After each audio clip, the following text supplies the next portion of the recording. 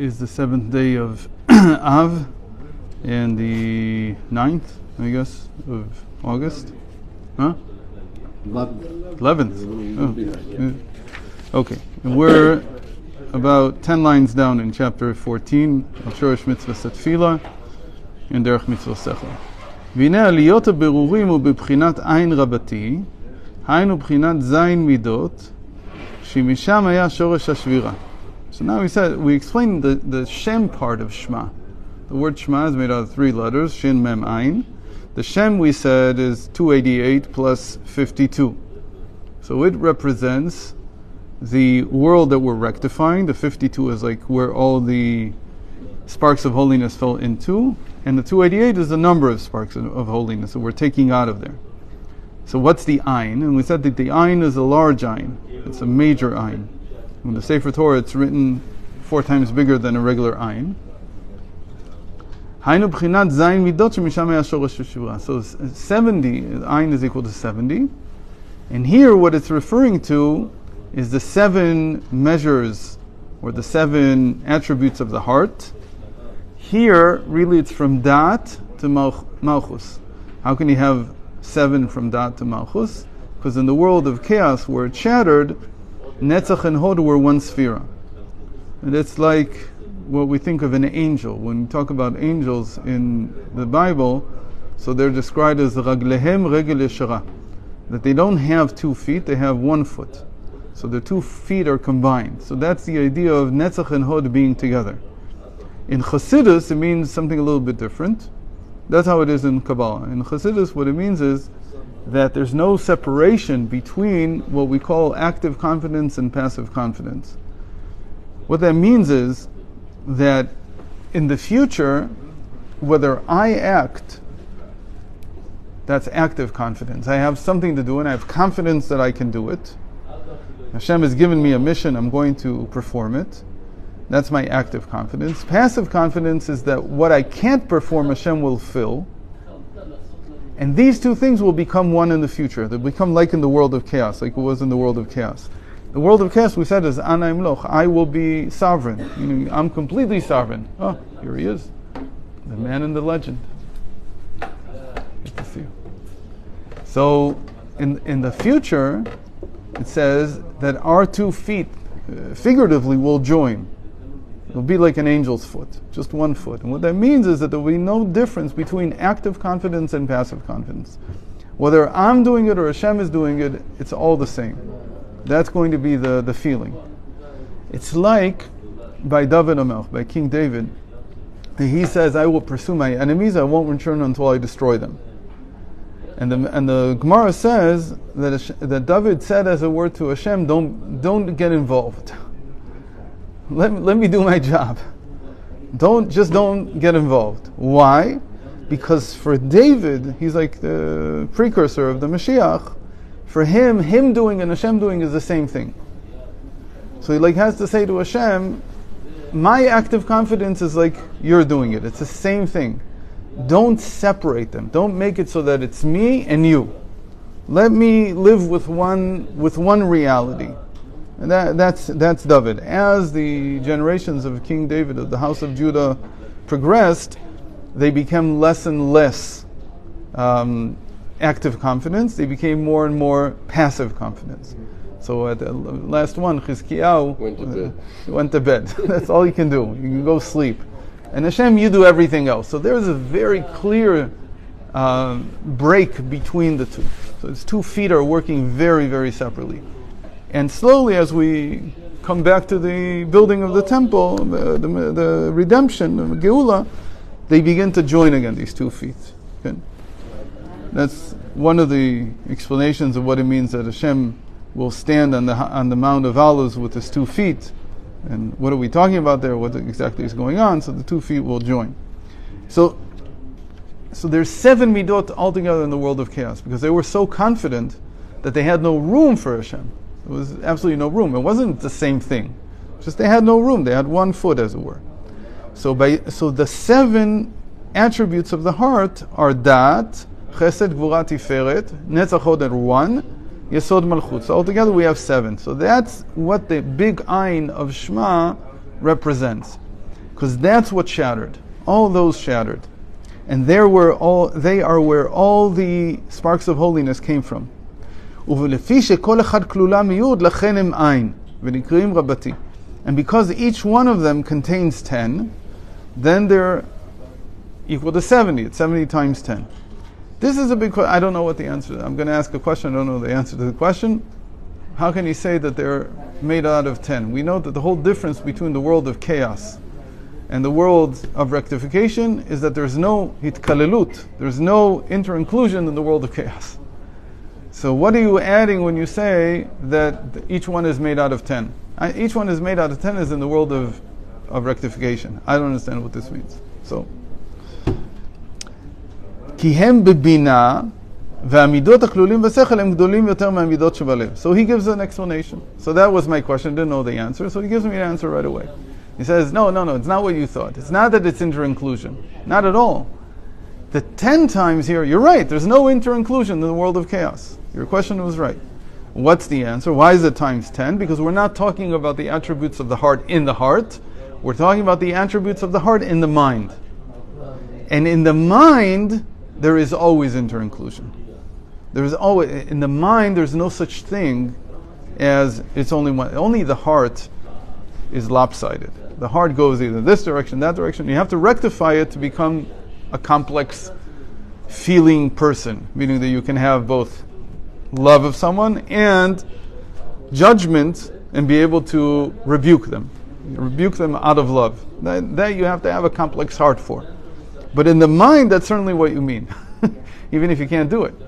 In the mind, you already know that just to rebuke someone, that's not good enough. I have to have a complex attitude in the mind, which is that I rebuke you because I love you, because I care for you. That's how it really is in the mind. The mind is always big-minded. The mind is always mindful.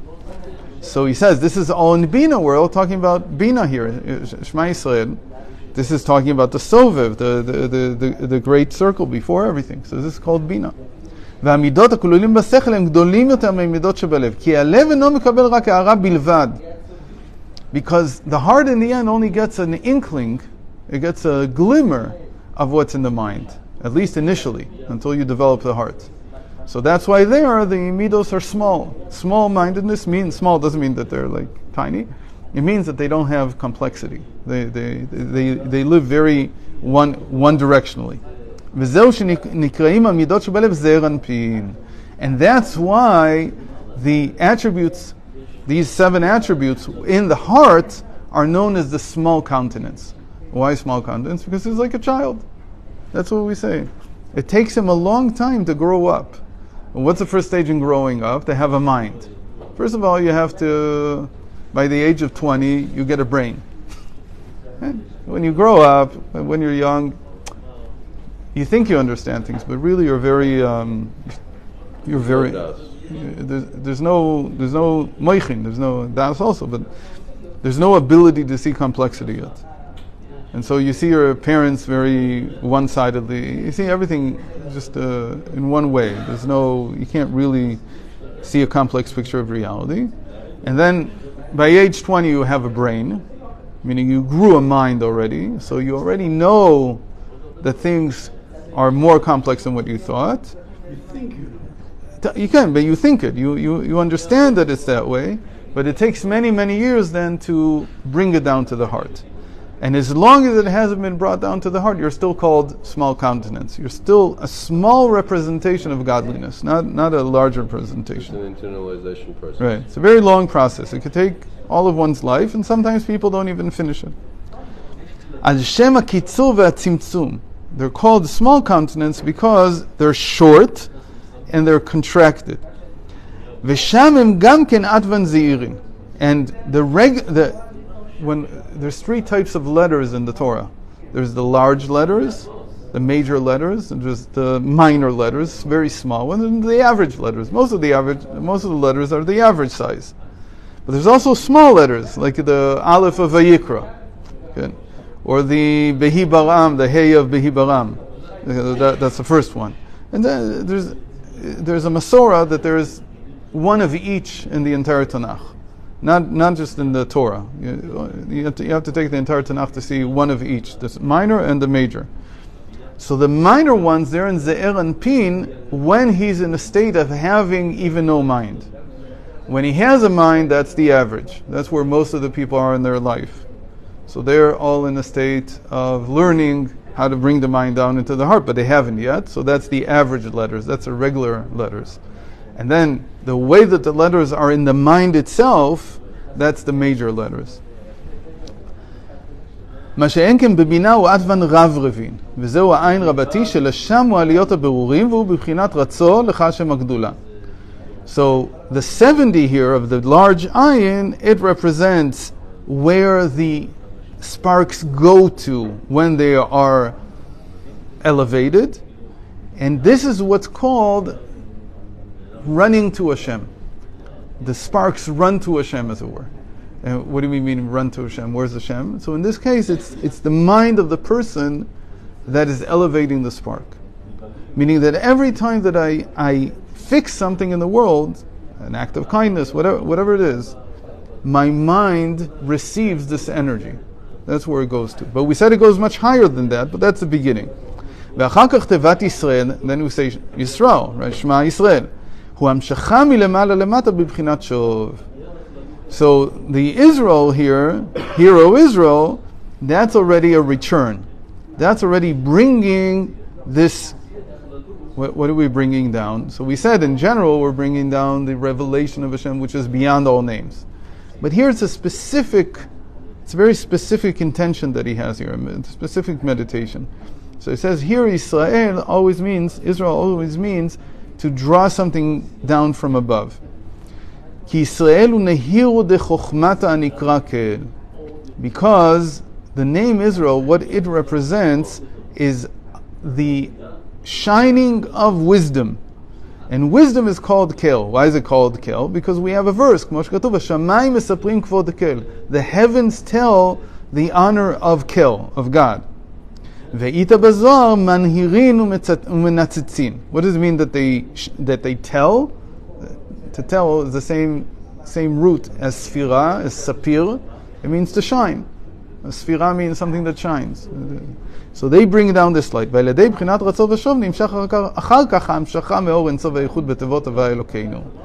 So by having this run and return within Shema Yisrael, and you can do it, many things, it can be an oscillator almost. That's what brings down the infinite revelation of Hashem that then is connected to Havaya Elokeinu. So let's sum this up. So a person comes to say Shema. So the first thing he says is Shema. When he's saying Shema, what is he thinking about? He's thinking about elevating. He's elevating all the sparks back into the mind. Then he says Yisrael. He says, I'm bringing you now down into where? Into Havaya Elokeinu. And we said Havaya Elokeinu is Chochmah and Bina. Remember? But here, there's no Chochmah and Bina here per se in Shema Yisrael. It's not, even though it's all in Bina, that's why it's Shema. But it's not the regular Bina. This is like the Bina that is, I said before, it's like the Sovev. It's the Bina that's beyond the world. And only then does the whole process of Hashem Echad, of the unification between Zah and Nukva, begin. So what he's done here is that he's explained that even in Shema Yisrael, even though before we described it from above, we said all it means is that you're accessing Hashem was beyond everything. Now we're saying to access Hashem was beyond everything, you have to have a run and return. At first I thought that all I needed to do was to completely nullify everything. Now he's saying it's not that simple. It's not just to nullify everything. It's a run and return which causes the nullification. How does the run and return cause the nullification? This is where the point here really is. The whole point of every run and return in the end is to connect to Hashem. And what is it saying? It's saying that it is impossible for a human being, for our mind, it's impossible to just be with Hashem. It doesn't work. Because if you try to connect to Hashem, it's like a burning fire. There's no existence there at all. So anything like that, think about when you want to move your finger through a flame. So what do? You do it quickly. The faster you do it, okay, the more times the more you can be inside the flame. That's the same idea. You have to have some kind of oscillator inside in order to connect to Hashem's infinite aspect. Otherwise, you can't be there at all. So there has to be some kind of run. Understand what I'm saying? The run and return is a technique to be able to handle being where Hashem has no name. There's a song where the streets have no name. So there's where Hashem has no name also. There's no road there. So what do? You run and return. You run and return. That's how it works. And if you would open up a Kabbalah Sefer, almost any Kabbalah Sefer, in the Zohar, in the Heichalot, the literature of the Heichalot, you'll see there that the description they give is one of battling these angels. And they, by angels, mean letters, but they don't want to tell you that because they want you to figure it out. So I'm telling you what they mean. They mean letters, and they mean that you have to they say like you're asked questions, and you have to answer them very quickly. You're asked another question. What do they want? Their method of doing run and return was much more intellectual. It was much less figurative the way the Chassidus is. It was much more intellectual. And intellectually, what it meant was that if there's any doubt that you have, any question that you have, you better have an answer right away. And it goes that fast. And it's faster than you can think. I don't know anybody today who's like that. These techniques, they're not like for modern people, because modern people don't think this fast. Much, much slower.